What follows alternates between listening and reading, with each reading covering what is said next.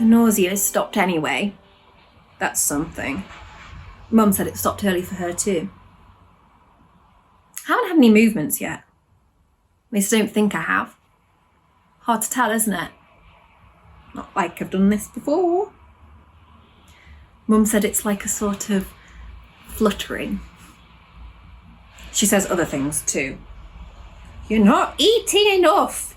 You've got to keep active. You'll catch your death. Who's the father? She says that one a lot. Haven't told anyone, to be honest. Don't think they'd believe me if they did. It's a bit frightening. Fear not, he said. Bit late for that, I said. Rejoice, so highly favoured. I've got a pepper spray. He laughed at that. Well, I say he. Not really sure. Just assumed. Should watch out for that. Well, it was a good laugh. And then it was up to me, apparently. My choice. You're right there, I said. So I chose. Everyone thought it was Pepe, of course. Oh, you should have seen the look on his face, poor bloke. Never seen anyone go that colour before. He made this sort of noise. As if he'd... I had to make the first move. And he was startled, could tell. And he got this serious look. And he said, I didn't want you to think I was like that. It's you I want and respect. Yeah. A real male feminist. And it's not like I haven't heard that line before. Believe me, so many times, but he meant it, I think.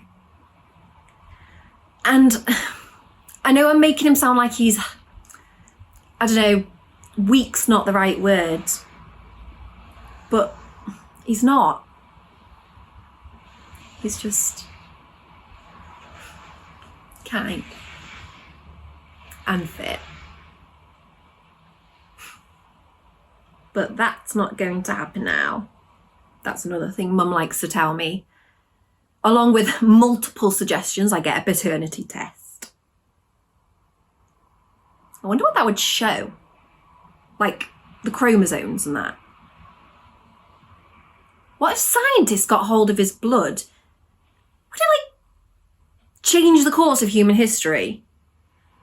I'd have to go on the run. Pursued by government agents. Told Mum we might become famous. That didn't go down well. It's not one of your stupid stories, Miri, she said.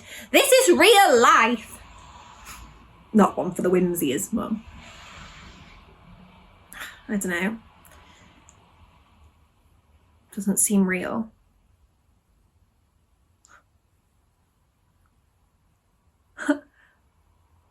Oh, wow.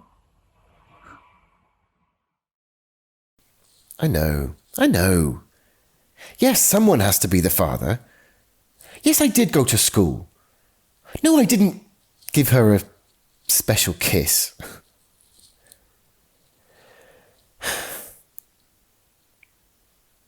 Miriam isn't like that. No, she's not a nun, but she wouldn't do that and not tell me. I don't care what Steve thinks. Yeah? Yeah. I don't care. Right. Because I don't care. Well, that's... Yeah. This isn't really helping.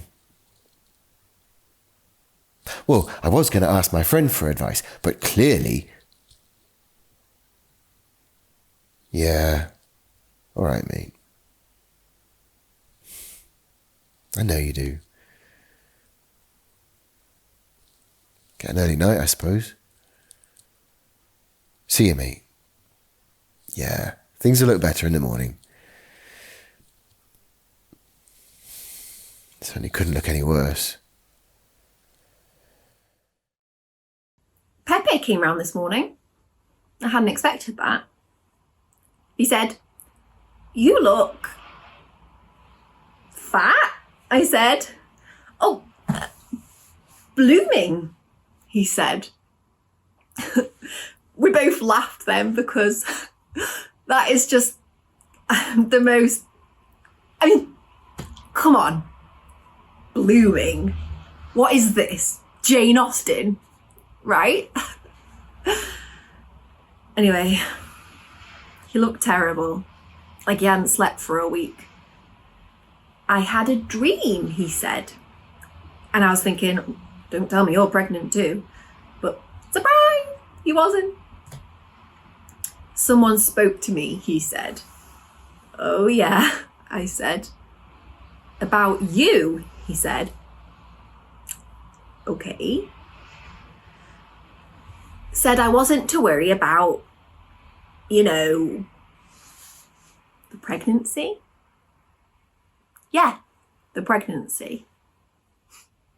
Right? "But I'm supposed to look after you," he said. What? "The voice told me I was to look after you," he said. Hold on, I said. "Since when do I need looking after? Who says I need looking after?" "Oh, not me," he said, but the voice was pretty insistent. So, the voice in your dream insisted you look after me? "Pretty much, yeah," he said. "So that's completely normal then?" He looked like he was going to cry. He said. "Go on," I said. "I just don't understand what's going on," he said. "Tell me about it," I said. We were standing really close then, and he put his arm around me, and I liked that. And then he told me that he loved me, and I really liked that. And then Mum knocked at the window and shouted, "You're gonna do the right thing by her then." And PEPE looked at me. His eyes were like liquid, and he said, "Always." No, I moved in. Yeah, with Miriam and her mother. It's out on the high peak. She's not that bad. Oh, her mother. Yeah, she's incredibly scary. She keeps closing doors after me saying, "You born in a barn?" No one's born in a barn. Not in this country. The scans are fine. He's perfectly healthy. Miriam wasn't surprised. Said she knew it was going to be a boy. Yeah, she's always saying stuff like that. No, I do not think she's unhinged. I'm going to look after her. She's not pathetic. She's the strongest woman I know. Stronger than Tracy. I don't know if she can open a bottle of beer with her teeth. Oh, I'm sure Tracy can. I don't want to know what else she can do. Mate, I'm going now, okay? Yeah. Yeah, will do. Yeah, all right. See ya.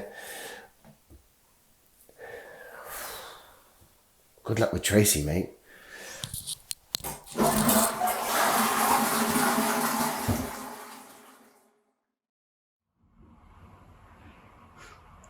He's sleeping now. What a night it was. My waters broke about 10 o'clock, half an hour after the snow started. Mum didn't want to, but we insisted she stay at home. PEPE gets the car going. We got about a mile and then, well, you know what the storm was like. Well, we're stuck in a snowdrift. So, of course, my contractions started. And they... Let's just say there's a good reason they call it labour. Never felt anything like it. So the car's like a freezer. And amazingly, PEPE manages to find a place nearby that's an actual animal shelter. We're stuck in a snowdrift next to a proper farm. It smells. But it's better than the car. It's warm. PEPE and I looked at each other then and we said, "Born in a barn!" But it was hard to laugh because the pain is pretty bad now. PEPE couldn't get a signal on his phone and I'm trying to think of something helpful to say, but all I can manage is, "Ah!" And the baby's coming and PEPE doesn't know what to do and all I can manage to say is, "Ah!"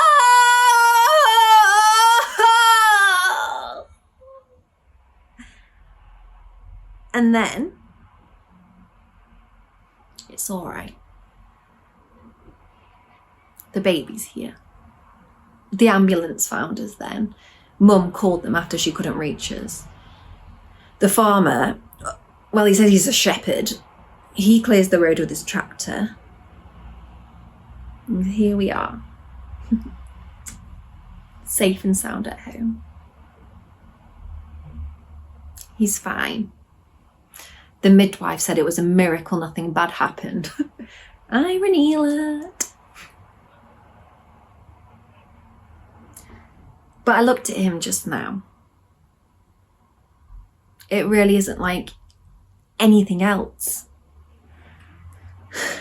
I look at him and it's just love and care. That's it. That's all I feel. Mad, isn't it? But I thought,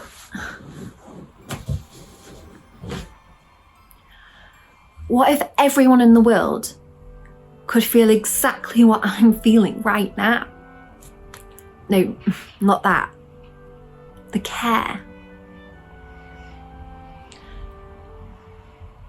What if everyone felt like this about everyone else?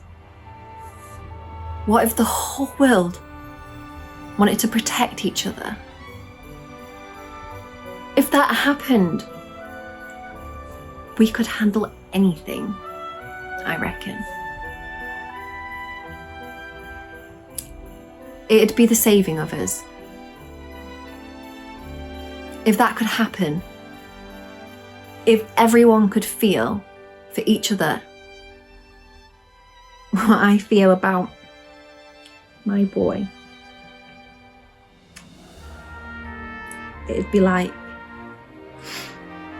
in being born, he'd save the world. Just like the angel said he would.